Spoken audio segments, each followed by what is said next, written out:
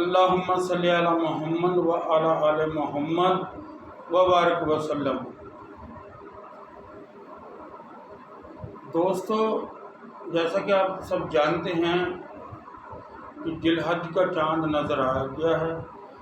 آج جمعرات ہے اور 7 جون کو عید ہوگی۔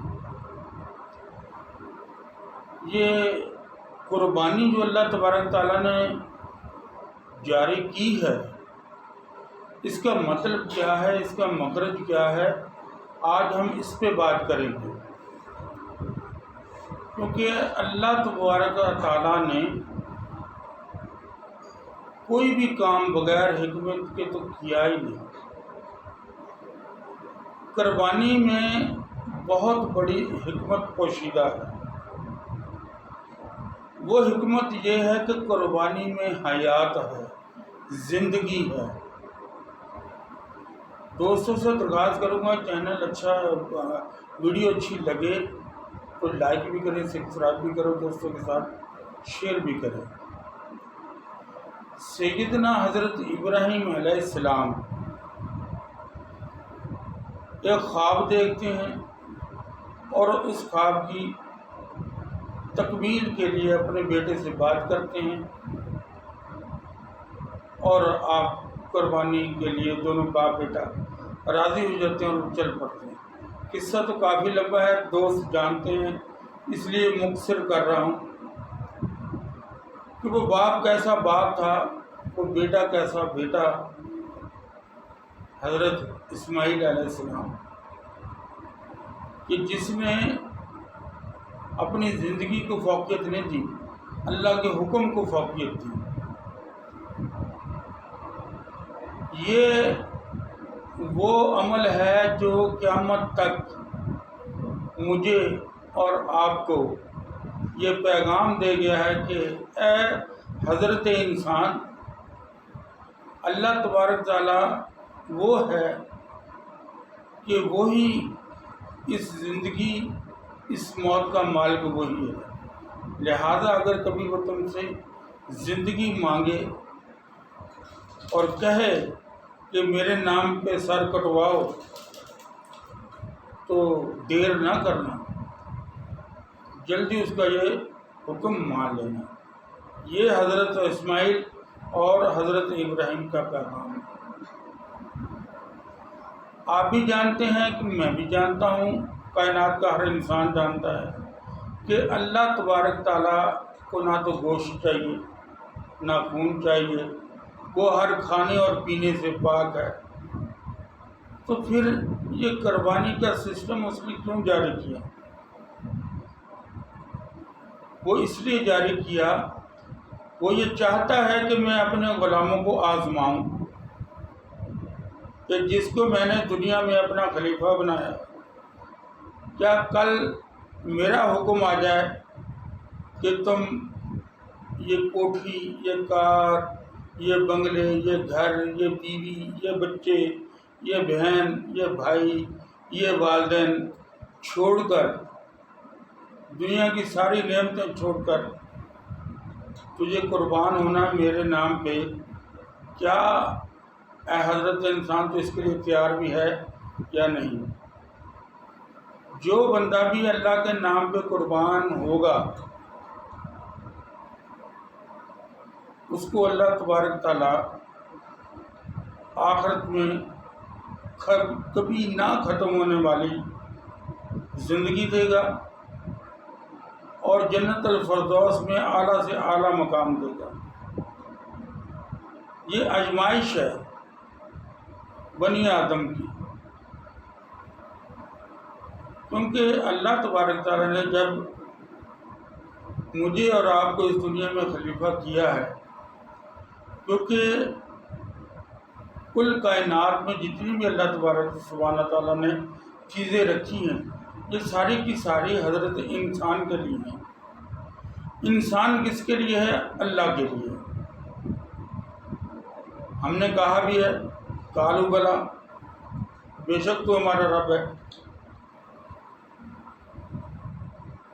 کیا ہم اس قول پہ کھرے اترتے ہیں یا کہ نہیں؟ اس چیز کو چیک کرنے کے لیے اللہ تبارک تعالیٰ نے یہ قربانی کا سسٹم جاری کیا، ورنہ اللہ تبارک تعالیٰ کو نہ تمہارا گوشت چاہیے، وہ تو آپ دیکھ لیں قربانی آپ کرتے ہیں خود ہی بانٹ کے گوشت کھا جاتے ہیں۔ اللہ کے پاس تو آپ کا تقویٰ اور آپ کا جذبہ جاتا ہے۔ جب آپ جانور پہ چھری چلاتے ہیں آپ کی نیت کیا ہونی چاہیے؟ آپ کس نیت سے چھری چلاتے ہیں؟ قربانی بے شک ایک ہی ہو، 6 7 10 50 قربانیاں نہ ہوں، جذبے کے ساتھ ایک دی ہوئی قربانی اللہ کی بارگاہ میں قبول ہو جائے گی۔ جو دکھاوے کی قربانیاں وہ 1000 بھی کر لیں اللہ تبارک تعالیٰ وہ انسان کے منہ پہ مار دیتا ہے۔ وہ جذبہ کیا ہو کہ اے اللہ آج جس طرح میں تیرے نام پہ یہ جانور کاٹ رہا ہوں، کل کے روز میرے منہ سے نکل گیا، کل اگر تیرے نام پہ مجھے یہ گردن بھی کٹوانی پڑے تو میں حاضر ہوں۔ انسان اپنی طرف سے جانور دیتا ہے فدیہ، اس کو کہتے ہیں فدیہ۔ یہ فدیہ دیتا ہے اللہ تبارک تعالیٰ کی بارگاہ میں، انسان اپنی طرف سے قربانی کرتا ہے اور ساتھ یہ عہد بھی کرتا ہے کہ اگر تیرے نام پہ مجھے اپنی بھی گردن کٹوانی پڑے تو میں کٹواؤں گا۔ یہ ہے اصل قربانی کا مقصد، کیونکہ ہم آئے ہیں دنیا میں اللہ تبارک تعالیٰ کی رضا کو پانے کے لیے، اس کی عبادت کرنے کے لیے، اس کے نام پہ جہاد کرنے کے لیے۔ جو کوئی بھی اس کے حکم کو توڑے گا اس سے ہمارا اختلاف بھی ہے، کھلا جہاد بھی ہے۔ کیونکہ اسی لیے کہتے ہیں کہ شہید زندہ ہے اپنے رب کے پاس، اس کو رزق دیا جاتا ہے، وہ کھاتا بھی ہے اور پیتا بھی ہے، لیکن تجھے اسے کی زندگی کا شعور نہیں۔ اب دوستو ہر سال ہم قربانی بھی کرتے ہیں، کیا ہم قربانی کے مقاصد حاصل آج تک کر سکے ہیں؟ تو میں 90% یہ کہوں گا کہ بالکل بھی نہیں۔ قربانی کے مقصد کیا ہے کہ ہمارے سامنے مسلمانوں کے ساتھ زیادتی ہو رہی ہے، مسلمان بچیوں کی عزتوں کو تار تار کیا جا رہا ہے اور مسلمانوں کے ساتھ ظلم ہو رہا ہے۔ ہم خاموش بیٹھے ہیں اپنے گھروں میں اور مسلح پکڑا ہوا ہے، اللہ اللہ کے ورد کر رہے ہیں، جبکہ اللہ یہ کہہ رہا ہے کہ جاؤ جا کے میرے نام پہ قتال کرو ان کے ساتھ۔ ہم میں یہ سستی پن ہے، غفلت ہے، اس کو میں اپنے تو میں بالکل تسلیم کرتا ہوں کہ مجھ میں یہ ہے۔ اللہ تبارک تعالیٰ میرے اس گناہ کو معاف کرے، لیکن جہاں تک جب بھی آپ اللہ کے نام پہ قربان ہوں گے، جن کو ہم شہید کہتے ہیں، یہی ہے وہ قربانی۔ اور پھر سیدنا امام حسین علیہ السلام نے اس انسانیت کی بقا کی خاطر کہ تمہارا حکمران کیسا ہو، اس پیغام کو عام کرنے کی خاطر کیا آپ نے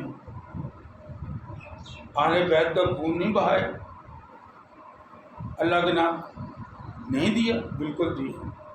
72 جو شہید ہوئے ہیں وہ ہمارا خون تو ان کے جتنا مقدس نہیں ہے، سیدنا امام حسین جیسا یا آپ کے اہل بیت جیسا، نبی کے اہل بیت جیسا ہمارا خون تو اتنا محترم نہیں، تو پھر ہم کیوں نہیں اپنا گلا اللہ کے نام پہ کروا سکتے؟ قربانی کا اصل مقصد اللہ کے نام پہ اپنے آپ کو پیش کرنا ہے اور اللہ جیسا کہے ویسا کرنا ہے۔ اگر ہم آج گناہ نہیں چھوڑتے، جھوٹ بولنا نہیں چھوڑتے اور دنیاوی جتنی بھی خرافات ہیں ان کو نہیں چھوڑتے، تو پھر ہم سر کہاں دیں گے اللہ کے نام پہ؟ اللہ کے نام پہ سر دینے والے کو چاہیے کہ اللہ کے ہر اسم حکم کو مانے، جس کا کام کو اس کو کرنے کے لیے اس نے کہا وہ کرے، جس کے منع کیا اس سے منع ہو جائے۔ جب ہم یہ چھوٹے چھوٹے کام نہیں کر سکتے تو اپنا سر کہاں سے دیں گے اللہ کے نام؟ تو دوستو، وظائف آپ سنتے رہتے ہیں، یوٹیوب بھرا پڑا ہے، تو وظائف کو بھی آپ سے شیئر کروں گا، لیکن جو اصل مقصد حیات ہے نا انسان کا، آپ 5 وقت نماز پڑھیں، ماہ رمضان شریف کے روزے رکھیں، سچ بولیں، جھوٹ نہ بولیں، کسی کا حق نہ کھائیں، غیبت نہ کریں، اور جتنا میسر ہو سکے اتنا قرآن پڑھیں۔ میں سمجھتا ہوں کہ آپ اس دور کے آپ غوث بھی آپ ہیں، قطب بھی آپ ہیں، جس دور میں ہم زندہ ہیں، کیونکہ سوشل میڈیا نے تو گناہ آپ کے گھر پہنچا دیا ہے۔ تو اس لیے اگر آپ میں یہ 2-4 خوبیاں آ جائیں تو آپ وقت غوث ہیں، ابدال ہیں۔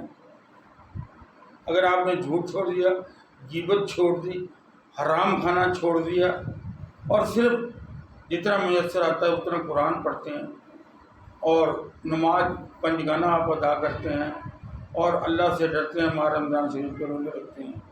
حج کے لیے میں اس کا نام اس لیے ہے، جو صاحب حیثیت ہیں وہ حج کو بھی جاتے ہیں، عمرے کو بھی جاتے ہیں، تو وہ اللہ کا ولی ہے۔ اب جو اللہ کا ولی ہوتا ہے اس کا سر اللہ کے ہی آگے جھکتا ہے، اللہ ہی کے سامنے جھکتا ہے، اس کو ضرورت نہیں پڑتی در در پہ جا کے ٹھوکریں کھانے کی۔ آپ اپنی دعا میں یہ کہے تو صحیح اللہ سے کہ اللہ میرا یہ سر تیرے آگے جھکا ہے، اب یہ کسی انسان کے آگے نہ جھکے، آپ یقین مانیں اللہ نہیں جھکنے دے گا، کیونکہ اللہ تبارک تعالیٰ کو ایک ہوشیار مومن، ایک طاقتور مومن، ایک اپنی حفاظت کرنے والا، اپنے بیوی بچوں کی حفاظت کرنے والا مومن بہت پسند ہے، اور وقت آنے پہ اللہ کے نام پہ قربان ہونے والا اللہ کو مومن بہت پسند ہے۔ بزدل آدمی کیا قربانی دے گا؟ بزدل آدمی تو روز مرتا ہے، روز جیتا ہے۔ یہ دلیر لوگ وہی ہوتے ہیں جو اللہ کے نام پہ قربان ہوتے ہیں، اور دلیری دوستو اللہ کی پیروی میں آتی ہے، اور رسول اللہ کی پیروی سے آتی ہے۔ حضور نبی کریم صلی اللہ علیہ وسلم نے جہاں قدم رکھا وہاں پر قدم رکھنے سے آتی ہے، آپ کی مکمل اتباع سے آتی ہے، آپ صلی اللہ علیہ وسلم کے ہر ایک کردار کو فالو کرنے سے غیرت، دینی غیرت پھر ہی آتی ہے۔ اللہ تبارک تعالیٰ سے دعا ہے کہ اللہ تبارک تعالیٰ مجھے، آپ کو، ہمارے بچوں کو دینی غیرت عطا فرمائے۔